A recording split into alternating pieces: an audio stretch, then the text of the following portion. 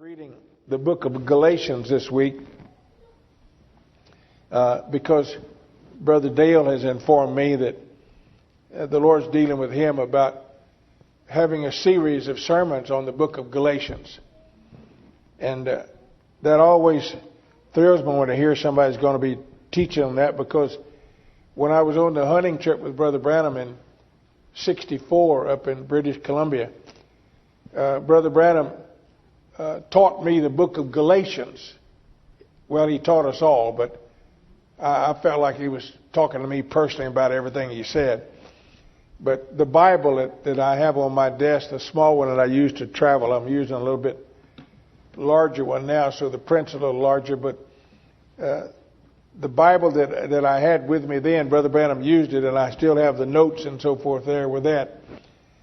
But there were some lessons I learned in Galatians, and when Brother Dale told us that he had a series coming up on it, I have read the book of Galatians twice now in the last few weeks, because I wanted to see how much of that I can recall and remember that Brother Branham taught me.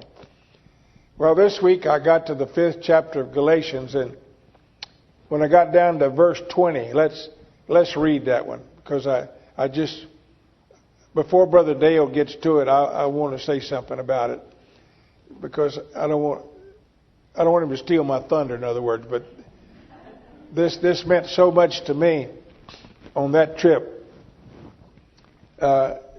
In Galatians chapter 5, verse 20, Paul is naming off the things that we have trouble with in our carnality. And he mentions in there, he talks about idolatry. Well, you know, there's not many of us have worship idols unless it's something that we don't admit. But there's witchcraft. I don't know anybody in the church here who's practicing witchcraft. But hatred, you know, you can have hatred in your heart and not know it. But there's variance. But this word emulations, I remember in particular when Brother Branham talked to us about it, he brought out a definition of it that I'd never comprehended before. I mean, right now, you know what emulation means. Any of you guilty of emulations? Well, it's something we're cautioned about, but let's just hold it right there and go to the others. Wrath and strife and seditions and heresies. Those others are maybe more popular, we understand, know people. But do you know anybody practicing emulations? So, as I said before, Brother Dale gets to all of these, and I'm sure it's going to be a revelation in our hearts when we all see this, because it'll bring conviction to us. If we're guilty of these things, we need to repent of them and get free. We don't want to have anything in our life that God's against, do we? So let me just mention emulations, because on this hunting trip, when Brother Branham was teaching me Galatians, or us Galatians, when he got to this word emulations and he gave me the definition of it, he said competition. Well, I'm not competitive that I know of.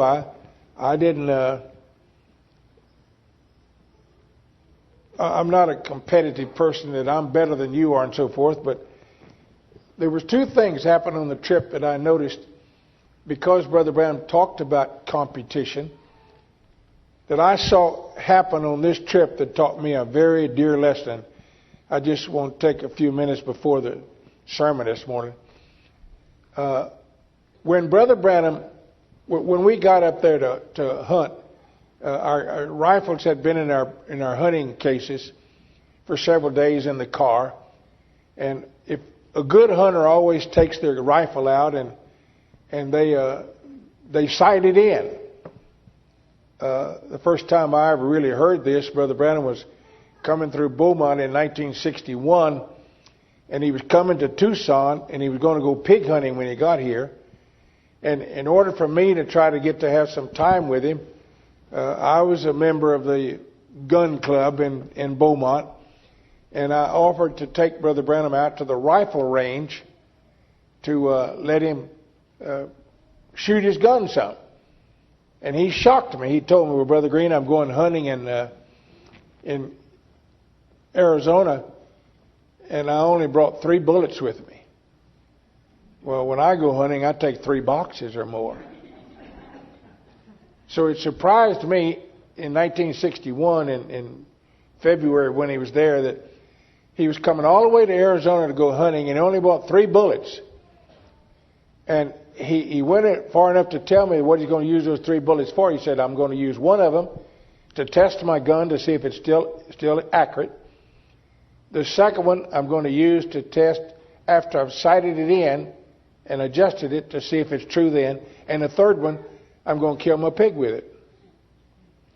Well, I thought to myself then, here's a man who's a very good marksman. I couldn't sight my gun in with a box, much less 3 shells. So then, with that in my background in 1961, when I went hunting with him in September, or in August of 1964, it's the first time I'd ever been with him on a hunting trip. And when we took our guns out of the trucks and we got them out of the cases, well, they set the sight for me to sight my gun in at 100 yards. And Brother Branham was very particular and patient with me to help me get my spot right to where I'd hold my gun right and steady. And it took me 3 or 4 shots before I got my shots in a pattern that I could cover with my hand. And I'm talking about that when you shoot your rifle and a bullet goes here. Well, you set the sight if you think it's off, or you shoot another one to see if it's the sight or if it's you. And I got mine down to where I could cover them like with my hand, like this. 4 or 5 shots, and I had 2 or 3 in here. And Brother Branham said, well, whatever you shoot out here will be bigger than that. So he figured I'd hit it. Well, he was right, because when I did kill my caribou the next week, I aimed here and I hit him here. So I'm going to say it wasn't my gun. It was probably my shooting. But Brother Branham didn't even take his gun out of the case. He left his gun in the case until all of us had our gun all sighted in. And then when we put ours up, he took his out and he began to shoot his gun, and he shot it 3 times, and he put all 3 bullets, and I could cover them with a quarter. I took a quarter that I had in my pocket and laid it there, and a quarter would cover all 3 of his shots.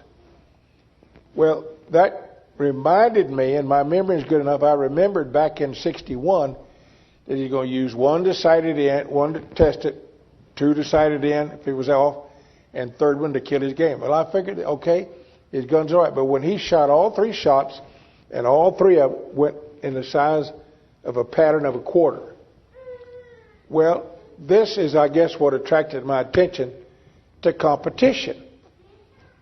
Brother Branham didn't take his rifle out of the case because he didn't want to make me feel bad that after 4 or 5 shots, I still took my hand to cover them. So there was no way that he was going to make me feel bad by being competitive. And when he mentioned this word emulation, I realized that I didn't, because I wasn't as good a shot. But the other brothers, I was better. Look here, I did. And the brothers with us, and it was Bud and his boys, and they were all competitive with each other and talking about that. And Brother Branham mentioned about the time on tape, that he went out here and he took the .22 rifle and he put 30 or 40 shots in the same hole. In other words, he could drive a tack. You take and stick a thumbtack in there, and then he'd shoot that tack, and then every bullet would drive it in deeper. Of course, that second or third one, the tack was gone. But Brother Branham did not have one, well, for a better word, I don't know, how big is an iota? I think it's some Greek symbol of punctuation or something, isn't it, Dale? He didn't have one iota of competition or emulation about him. But we all did. We wanted to shoot better than the other guy. Then the second thing I noticed on the trip is that we were snowed in several days, and all we could do was either sit in the tent, talk to each other, talk about the Lord. But Bud had brought a dartboard, and he hung that dartboard up on a tree outside the tent. And there was 3 darts. And of course it didn't take but 1 or 2 days until there was a round robin contest going on to see who could throw the darts the best. And I noticed that, you know, we're in a round robin tournament. I throw darts against everybody. But every time Brother Branham was in competition with anybody, especially me, if I made 4, Brother Branham would make 5.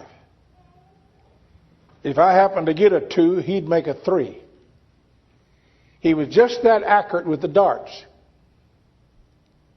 And I noticed it was with everybody. Brother Branham never won a game. But then he made a mistake and let me see something. One day he took the darts and was by himself, and he put all 3 of them in the bullseye. Then I waited to watch him again, and he did the same thing. Every time he would do it by himself, he put them all in the bullseye. But if he was throwing darts against any of us, and I noticed it particularly with me because I was deliberately missing. If I missed the whole circle, Brother Branham would get in the border.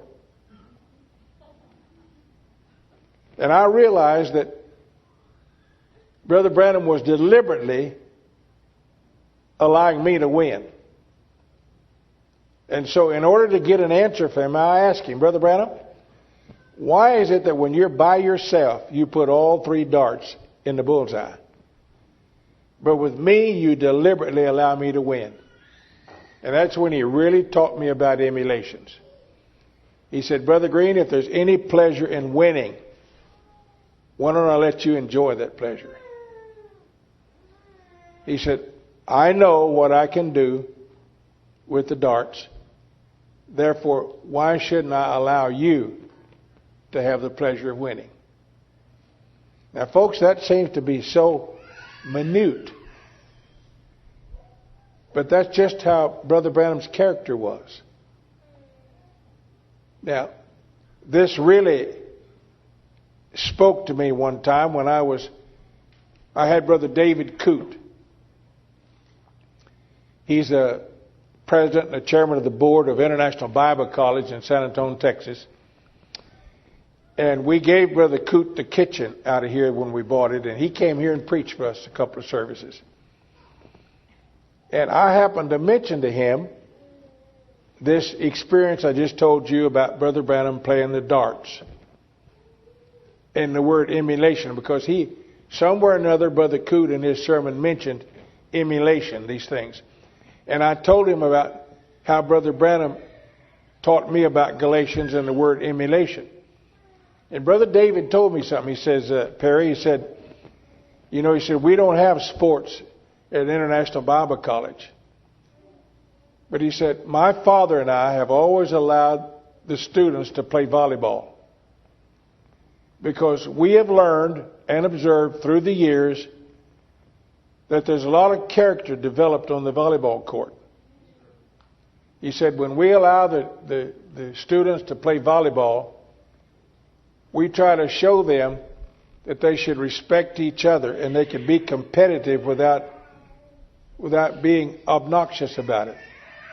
He said, when you get a bunch of students together and they're playing volleyball and the ball is on the line and you got somebody, oh, it's on the line. No, it's not. Yeah. He said, sometimes they almost get in a fist fight.